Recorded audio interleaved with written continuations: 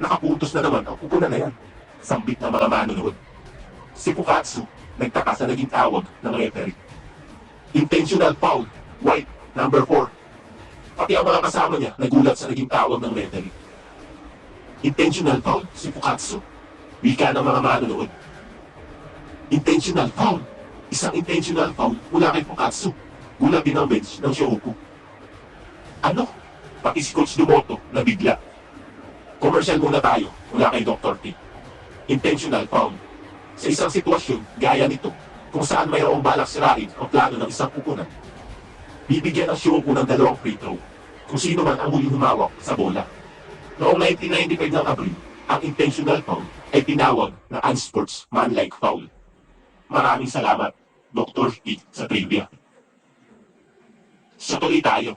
Sa kasalukuyan ngayon pa lang magsisimulang magbago ang takbo ng laban. May pagkakataon na tayo. Bumalik uli sa palid natin ang laban. Sabit ng bench ng Shohoku. Coach, wika ni Ayako. Sabay tingin kay Coach Anzai. Biglang nagsalita si Coach Anzai. Sinimulan na nilang kontrolin ang ritmo ng laro. Hindi pwede ito. Hindi dapat sila makahabol. Gulong ni Kyota sa sarili habang naiinis. Si Akagi naman nagsalita sa harap ng mga player niya. Napakahalaga para sa atin ang 2 shot na yun. Kung kaya natin makahabol, gawin na natin. May pagkakataon pa rin tayo. Kung hindi natin magagawa yun, hindi tayo ang karapat-dapat na tumalo sa sano. Naiintindihan niyo ba? Malakas na sigaw ni Akagi. Kailangan natin makakuha ng higit sa 10 puntos. Oo, sagot ng buong team. Nag-free throw na si Miyagi. Sakuragi, tawag ni Mitsui. Sabay lahat nito ng kanyang palad. Ha? Pagtataka ni Sakuragi. Si Mitsui para may gustong iparating kay Sakuragi.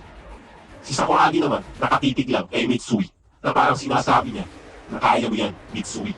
Huwag kang susuko. Okay, sambit ni Sakuragi. Sabay appear kay Mitsui. Sa wakas, napansin na rin ng mga tao ang henyong ito. Wika ni Sakuragi. Sabay tawa. Napatingin na lang sa kanya si Masahiro. Pati si Akagi napatingin na lang kay Sakuragi. Si Sakuragi ang posibleng nagpaikot ng laban. Una ni Coach Takato. Nagdag pa ni Coach Takato.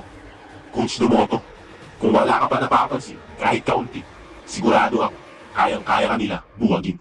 Sabay ngisi ni Coach Takato. Dahan-dahan lang, sigaw ni Sakuragi kay Miyagi.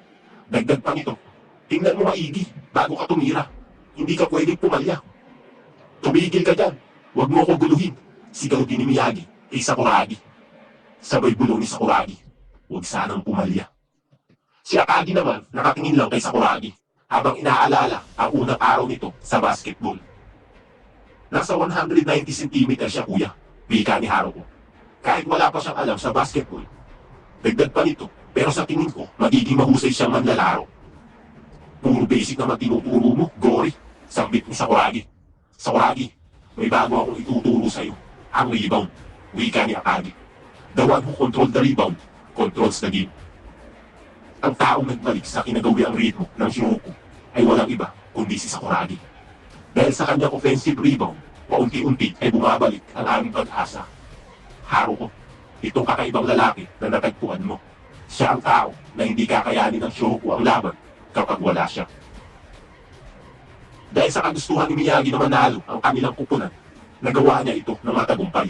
At nasa Shohoku pa rin ang bola. Ang score ay 51-63. Lamang na lang ng 12 puntos ang salo.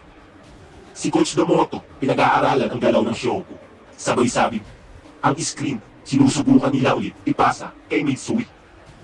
Hindi na ako mabibigo pang uli dyan, sigaw ni Masashi. Lumipat kayo. Nagkapalit na nga ng mga bantay dahil sa sinabi ni Masahiro. Ginagamitan sila ng pick and roll ng Shohoku. Nagulat tuloy si Masashi pati ang bench ng Shohoku sa ginawang pasa ni Miyagi. Dahil si Minoru ang naging bantay ni Akagi. Alam nila na mismatch ito kay Akagi. At yun nga, sinalpakan ni Akagi si Minoru sa harapan nito. Napatayo at napasigaw ang buong bench ng Shohoku. Sabay sabing, ang gorilla dunk! 10 na lang ang lamang nila. Ang galing! Sobrang galing nun. Napahanga tuloy si Coach Takato sa naging pick and roll na play ng Shohoku. Si Coach Domoto napatayo sa kinauupuan nito. Sabay tawag kay Masashi.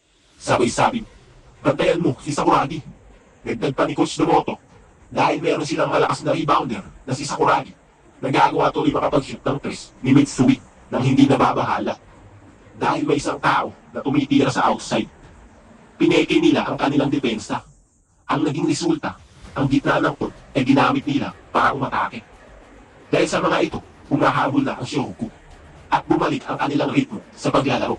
Ang unang bagay na kailangan nating pigilan ay ang rebound ni Sakuragi. Tinapatan na nga ni Masashi si Sakuragi dahil sa sinabi ni Coach Domoto. Nagulat tuloy ang lahat sa pagbabago ng depensa ni Masashi. Pati mga kaibigan at bench ng Shohoku nagulat sa pagbabago ng play ng Sano. Si Masashi ang magbabantay sa pulang buhok na yan, gulat na sabi ng mga manonood. Si Mikiyo ay ibinalik nga ulit sa loob ng court para bantayan si Akagi. Kailangan kong gamitin ang lahat ng lakas ko para mabantayan siya, wika ni Mikiyo. Masashi, maliban sa'yo, siya ang unang lalaking nakilala ko na kayang-kaya ako pigilan na makakuha ng rebound. Nakakainis. Inis na sabi ni Masahiro. Dagdag pa nito, huwag mo hayaang magyabang ang Sakuragi na yan, Masashi. Ano ba ang kinatutuwa mo dyan? Pagtataka ni Masashi kay Sakuragi. Pinadala nila ang album gorilla na to na nakikipagharutan lang kay Gori. Tapos narito siya ngayon sa harapan ko para pigilan ang henyong ito sa rebound.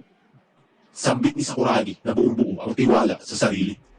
Dagdag pa ni Sakuragi, pinadala siya para lang bantayan ako. Hindi ka panipaniwala, pagtataka ni Haruko. Dagdag pa niya, walang duda na isa sa pinakamahusay na center sa Japan na si Masashi ay pinadala nila para bantayan si Sakuragi. Napabilib ang Sano kay Sakuragi kung gaano siya kahusay maglaro. Sabay ngiti ni Haruko na proud sa ginagawang laro ni Sakuragi. Hanamichi, sambit ng mga kaibigan nito na may kasamang paghanga. Hindi mo maipaliwanag ang nangyayari ngayon una ng bench ng Shohoku.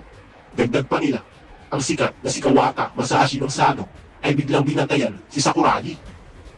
Binantayan si Sakuragi natin, wika ni Kogure. Bigay mo sa akin ang best shot mo, album gorilla. Pero hindi mo magagawang pigilan ang henyong ito, pang-aasar na sabi ni Sakuragi. Sabay tawa nito ng malakas. Natawa din si Masashi, sabay sabi, sige ba, tingnan natin. Sablay nga ang tira. Sabay sa pagkuha ng rebound si Masashi at Sakuragi. Pero hindi nagawang makuha ni Sakuragi ang bola. At si Masashi ang nakakuha ng rebound. Boom! Bagsak si Sakuragi sa lapag.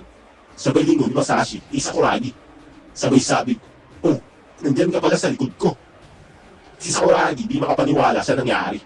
Napatitig na lang siya kay Masashi. Sabay sabi, kalbong gorilla, humanda ka. Sabay fast break ng bola ni Masashi kay Sawakita. Hinahabol naman siya ni Rukawa. Naku, si Sawakita, sambit ng bench ng Shohoku. Dinipensahan naman siya ni Rukawa ng mahigpit. Sabay sabi nito, hindi ka makakadaan, Sawakita. Ah, tingnan natin, tugon ni Sawakita. Magaling Rukawa, sambit ni Miyagi. Hoy, dito, sigaw ni Masashi. Ha, gulat ni Rukawa, sabay lingon nito. Hinawakan na nga ni Sawakita ang bola. Nakatakbo na agad si Masashi dito. Gulat ni Miyagi. Nung makukuha na sa ere ni Masashi ang bola, biglang sulkot ni Sakuragi. Sabay tapik palabas ng bola. At yun, napigilan ni Sakuragi ang follow-up dunk ni Masashi. Nagulat ang lahat sa bilis at taas ng talon ni Sakuragi. Dahil nagawa nito maabutan ang follow-up dunk ni Masashi. Pati si Masahiro at Coach Domoto, napanganga na lang sa nangyari na parang hindi makapaniwala. Napigilan niya ang pagpasok ng bola. Gulat din ng mga manonood. Sabay dulo ni Sakuragi kay Rukawa. Sabay sabi, huwag mo silang hayaang makapagpasa kahit saan. Gising ka bang Rukawa ka? Anong sinabi mo? Sagot ni Rukawa. Si Masashi at Sawakita na bigla sa ginagawang laro ni Sakuragi. Pati si Moroboshi ng Aiwa High at si Atsushi ng Daig Gakuen High ay napabilib sa lakas ng talon at bilis ni Sakuragi. Ito na ang simula ng pagbabago ng laro ng Shohoku. Si Sakuragi ang nagbalik ng ritmo ng Shohoku sa laro. Magagawa kaya siyang pigilan ni Masashi? Abangan natin sa susunod na kabanata. Muli, maraming salamat po. God bless all. Nasa Sano ang bola at hawak ito ni Fukatsu. Si Sawakita naman, sinabihan si Mikiyo.